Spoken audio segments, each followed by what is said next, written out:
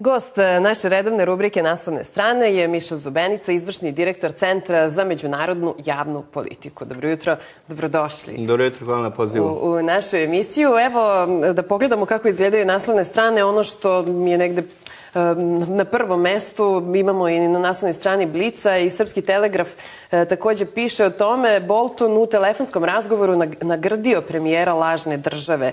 Haradinaj priznao, Amerika naredila da se podeli Kosovo. U Vašingtonu više ne kriju koliko su besni, a posebno ih iziritiralo Haradinajevo pismo zemljama Kvinte. Hoće li posle ovog razgovora doći do nekih ozbiljnijih sankcija i hoće li biti zaokreta u toj politici koju SAD ima prema Prištini? Pa eto, već govorim duže vreme da se taj zaokret u američkoj politici prema Kosovu, prema Balkanu već desio i nekoliko puta smo čuli izjave Johna Boltona, koji je jedan od najuticanijih ljudi u nove američkoj administraciji Donalda Trumpa, koji smatra da pitanje Kosova treba rešiti na jedan način na koji nismo čuli da može da se realizuje u narednom periodu, a da ima podršku od određenih zapadnih sila. Dakle, on je otvoreno bio nekoliko puta, setimo se njegove izjave da Amerika neće imati ništa protiv ako se dve strane dogovore da Vašington podrži takav sporazum, da će Amerika insistirati na određenom kreativnom rešenju i kompromisu. Dakle, kad vidimo te neke sve rečenice koje su ovako između redova, možemo zaključiti da će Amerika, ukoliko Priština, Beograd se dogovori između sebe da bi možda podela razgraničenje, bio upravo ta ideja, odnosno predlog koji može da postoji na određenom papiru, koji bi bio sporazum za dugoročne neke odnose između dve strane, da Vašington će to svakako podržati.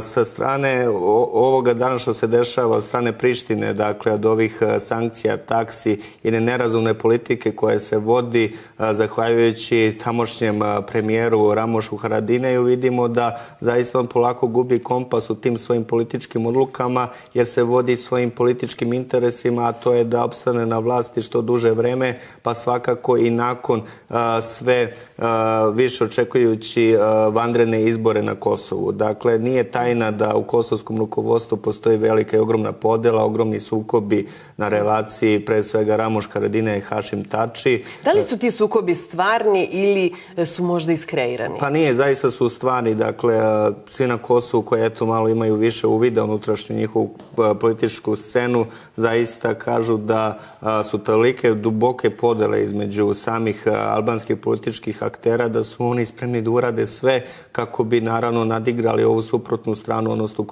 konkurenciju. Čak imate u Tačijevoj stranci, koja je najsnažnija, najmoćnija stranka na Kosovu, podelu između dve struje, njegove i struje koja predvodi predsjednik Skupštine Kosova Kadri Veselji, koji svako ima neku svoju politiku, svako se služi sa nekim svojim stavovima prema Srbima, prema Beogradu, kako bi naravno zadovoljio svoje neke položaje unutar samog Kosova i nažalost onda su ti pregovori između Beograda i Prištine kolateralna šteta svih tih odnosa. Ali smatram da će Amerika podržati unutar Kosova ono ko bude spreman na kompromis, koji neće stavljati prepreke dijalogu između Beograda i Prištine, a to svakako danas nije Ramoš Haradinaj. I Kadri Veselji je promenio stav. On je kazao da bi Prištini trebalo da budu bitniji odnosi sa Sjedinjenim Američkim Državama, a ne nametnute takse za proizvode iz Srbije i BiH, i potvrdio je da su SAD tražile suspenziju tih taksi i to je, kako je rekao, zahtev američkog predsjednika Donalda Trumpa. On je naveo da je odluka prištinskih institucija o nametanju uvećanih taksi 100% na robu iz Srbije i BiH dobra, ali da su odnosi sa Sjedinjenim Američkim Državama važni. Pa svakako, dakle, Amerika je glavni sponzor kosovske nezavisnosti. Dakle, Kosovo nikad nije moglo ni da pomisli da uradi nešto tako kao što je bilo ono jednostrano proglašenje nezavisnosti 2008. da nisu imali podršku službenog Vašingtona, koji je idejni tvorac takvog u stvari projekta. I sad imate zaista jednu paradoksalnu situaciju da ta Priština, dakle 10 godina nakon proglašenja nezavisnosti, nakon sve podrške od strane Amerike što se tiče zaokruživanja tog projekata, lobiranja po svetu da što više država prizna takvu tvorevinu, da oni ulaze u sukob upravo sa svojim pokroviteljem zato što eto smatraju da je došlo vreme da vode neku samostalnu politiku gde čak Amerika mora da prihvati određene stavove Prištine koje se kose sa američkim interesima na Balkanu. Dakle, nije interes Amerike na Balkanu da postoji određena nestabilnost, da postoji sukob između Srba i Albanaca, pošto Amerika zaista želi da se vrati na velika vrata na ovo područje, a to ne može da uradi ako ima sukob sa Srbijom. Dakle, oni žele dobre odnose i sa Albancima, a i sa Srbima, a neće imati svakako dobar odnos sa Srbijom ako Srbija u tim pregovorima bude ponižena i ako se dešavaju neke stvari koje su suprotne svemu onome u čemu veruje naravno Amerika, Europska unija i zapadna međunarodna zajednica. To je otvoreno tržište, to je dakle ekonomija bez granica i vi imate kršenje svih međunarodnih sporazuma strane Prištine kada je reč od uvođenja tih taksi. Dakle, to je suprotno i od ugovora CEFTA koje garantuje slobodan protok robe i kapitala dakle na prostoru jugoistočne Evrope. To je kršenje svakako sporazuma i sa Europskom komisijom i vi ne možete da kršite te ugovore sa zapadnim partnerima i da ne očekujete reakciju upravo od istih. Evo danas u Blicu sve izvesniji izbori. Ako padne vlada u Prištini, da li će nerazumni nameti ostati na snazi? Pakleni plan Haradinaja, takse ostaju do juna. Sprečavanjem povlačenja taksa na robu iz Srbije, Ramuš Haradinaj igra na sve ili ništa, pa su izbori na Kosovu sve izvesniji, što dalje može da znači da bi ta mera vlade u Prištini mogla da ostane na snazi do leta. I Haradinaju raste popularnost zbog antisrpske politike. Šta mislite, kako bi ukidanje ovih taksi bilo, kako biste to pokazalo u odnosu prema Haradinaju? Da li bi on izgubio popularnost? Zaista vrlo tačna analiza i tekst, dobro ste to rekli. Dakle, Haradinaj ide na tu patriotsku kartu upravo pred predstojeće izbore vanredne na Kosovu. Sam Hašim Tači je nekoliko puta ponovio da je on za svakako ukidanje tih taksi, jer sam on se opet plaši tog sukoba sa Sjedinjenim Američkim Državama, dok Haradinaj opet gleda to istraživanje javnog mnjenja i smatra da jedino takvom politikom sukoba sa Srbijom i prema Srbima može da očekuje određene glasove, pa naravno i podršku albanskog naroda na izborima. Dakle, sva istraživanja pokazuju naravno da Haradinaj i sam Hašim Tači, dakle kao najveće konkurencije, su tu negdje što se tiče rejtinga, da niko nema apsolutnu podršku kosovskih Albanaca i da je pitanje ko će biti u stanju da formira narodnu vladu, a kad bi Ramuš Haradinaj upravo sad pred izbore ukinuo te takse, zaista bi se videlo da Kosovom ne vladaju Albanci, nego vlada zapadna međunarodna zajednica i da bi se on pokazao kao zaista slab političar i da nije neko ko može da izdrži te pritiske iz inostranstva. Dakle, Albanci na Kosovu, mislim na obične građane, oni podržavaju sve što je vezano za sukob sa Srbijom, sve što može da dovede do zaokruživanja kosovske nezavisnosti. Haradinaj smatra i on to otvoreno govori da neće, dok je on premijer, ukinuti takse dok Srbija ne prizna nezavisnost Kosova i to kosovski Albanci u velikoj meri podržavaju. Sada Haradinaj je spreman i da u svemu tome čak i uđe u sukob sa Amerikom ako će mu to doneti glasove na Kosovu. Međutim, smatram da to nije realno i da će mu to više svakako doneti štete nego koristi u narednom periodu. Predsjednik Srbije razgovarao je sa pomoćnikom državnog sekretara Sjedinjenih Američkih Država Vesom Mitchellom. Amerika traži ukidanje taksa. Pomoćnik američkog državnog sekretara Ves Mitchell je ponovio sinoć u telefonskom razgovoru sa našim predsjednikom da takse od 100% na srpsku robu koju je uvela Priština treba da budu ukinute kako bi se stvorili uslovi za nastavak dijaloga, dok je Aleksandar Vučić izrazio spremnost da odmah, čim taj korak bude ispunjen, razgovori sa Prištinom budu nastavljeni.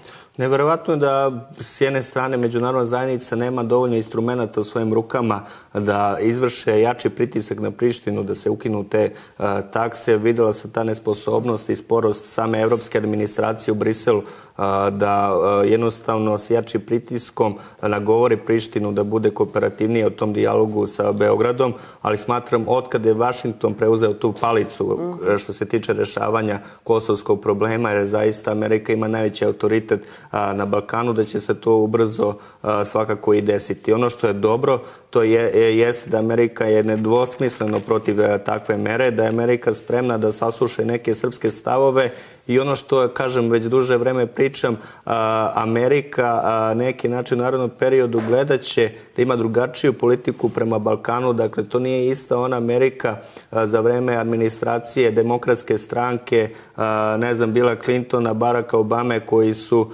slepo, naravno, podržavali interese svih onih naroda na Balkanu koji su imali sukobe sa nama, da će gledati malo da ti sporazumi u narodnom periodu na ovom području budu nekako i u skladu sa nekim srpskim interesima. Dakle, upravo zato što sad imamo prostora da s novom američkom administracijom pričamo, trebamo iskoristiti taj prostor, treba da iskoristimo tu šansu kako bi u narednom periodu maksimalno uspeli da izvučemo za svoje interese. Dakle, da se ne lažemo, na Kosovu naš narod i naša zemlja veoma loše stoji što se tiče situacije na terenu. Dakle, sve manje Srba na tom prostoru. Albanci imaju tu ofanzivu da konačno postanu ubedljiva etnička većina, što su i dosta u velikoj meri, ima ih tamo preko 90%, i samo je zato pitanje da sačuvamo ono što danas imamo. Dakle, imamo većinu 4 opštine na severu Kosova, imamo tamo kulturno nasleđe, imamo u svojim rukama instrumente sa kojim možemo da pregovaramo i hajde onda kad već imamo taj kontakt sa Amerikom koja želi da sluša i naše stavove, da izvučemo ono što možemo trenutno za našu zemlju i narod. I ove neopravdane takse su, osim srpske privrede, ugrozile i svakodnevni život Srba na Kosovu i Metohiji. To je bila jedna od poruka koju je predsjednik Aleksandar Vučić preneo i komesaru Johanesu Hanu. Ono što je u Informeru danas na naslovnoj strani, ne znam da ste to videli, ugledni američki list New York Times upozorava: Putin će sam rešiti Kosovo. Američki list piše da će, ako izostane konkretna akcija Zapada, ruski lider preuzeti punu kontrolu na čitavom Balkanu i sam rešiti problem Kosova. Dobro, to nije realno zaista da Rusija sama rešava pitanje Kosova.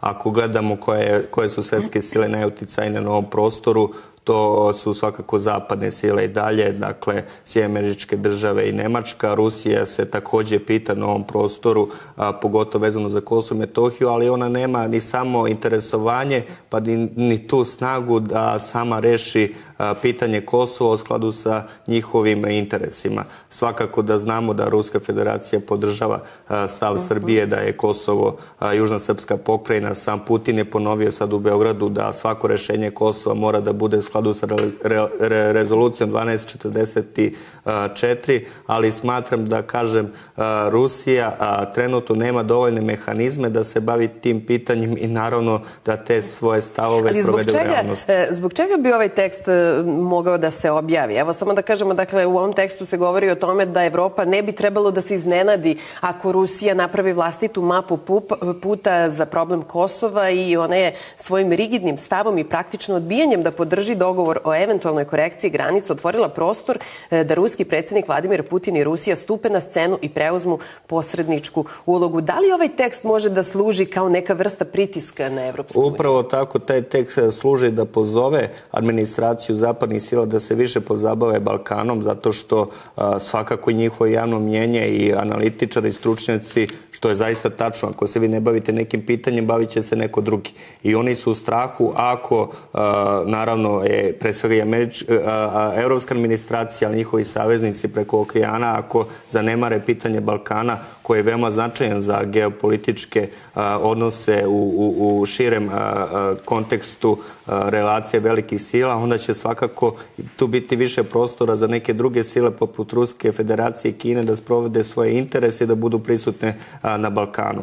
I sama Rusija, čak u nekim analizama, to pokazuju ruski stručnjaci, želi da Kosovo ostane nerešen problem, jer ako se pitanje Kosova reši, a pogotovo pod prismotrom Sjedinjenih Američkih Država ili Evropske unije, onda Ruska federacija neće imati više aduta u svojim rukama da uopšte bude prisutna na Balkanu, niti da ima tako tesnu saradnju sa Srbijom, a naravno i sa Republikom Srpskom u Bosni i Hercegovini u narednom periodu.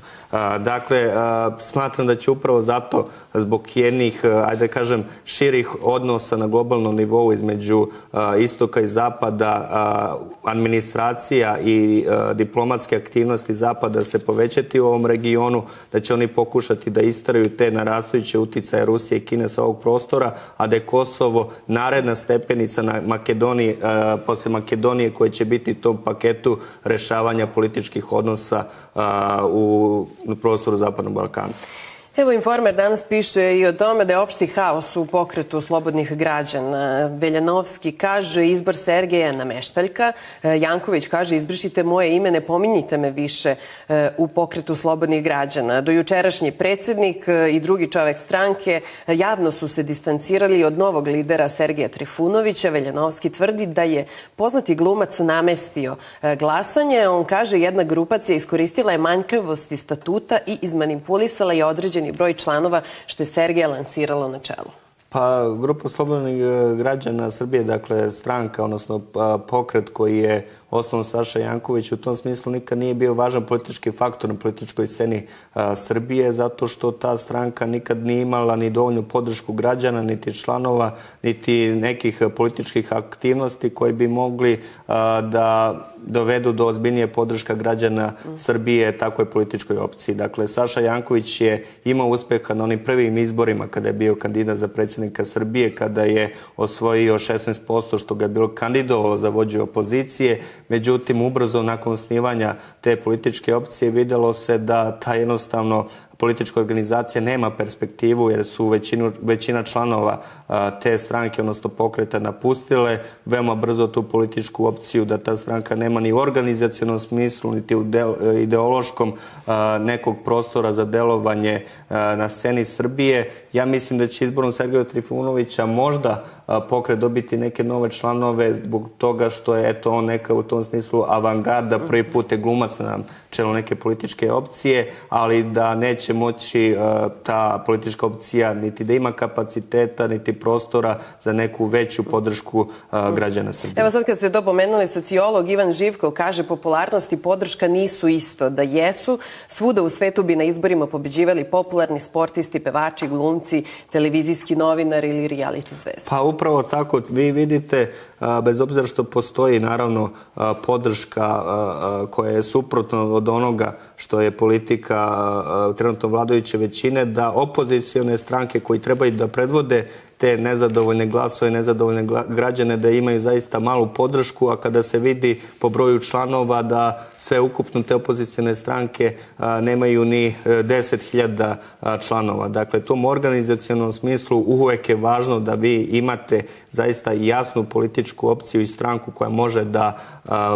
koja može da ima kapacitet da animira dovoljan veliki broj ljudi. Ako vi imate podršku na društvenim mrežama, ako vi imate podršku javnosti, to ne znači da ta podrška može da se preslika na sljedećim izborima. Dakle, važno je koliko vi osvojite na izborima. Na kraju krajeva politika je matematika, a vidjeli smo da upravo te političke stranke koje su dosta i bučne, koje su u nekim smislu i agresivne, vrlo loše prolaze na izborima i trebaju se zapitaju zbog čega je to tako, zbog čega građani kad trebaju da glasaju za njih, to ne rade.